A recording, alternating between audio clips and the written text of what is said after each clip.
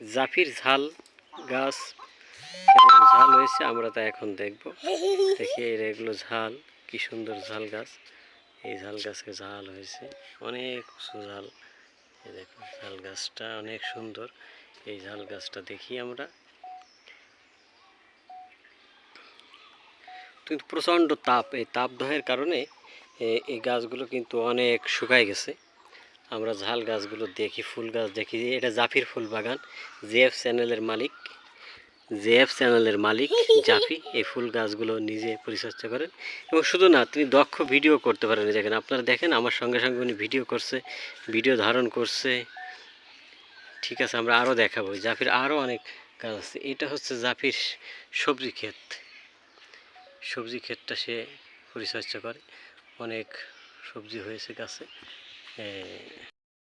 এই জাফির এ আর একটা ক্ষেত, এখানে বেগুন গাছ, ঝাল গাছ, টমেটো গাছ সব আছে।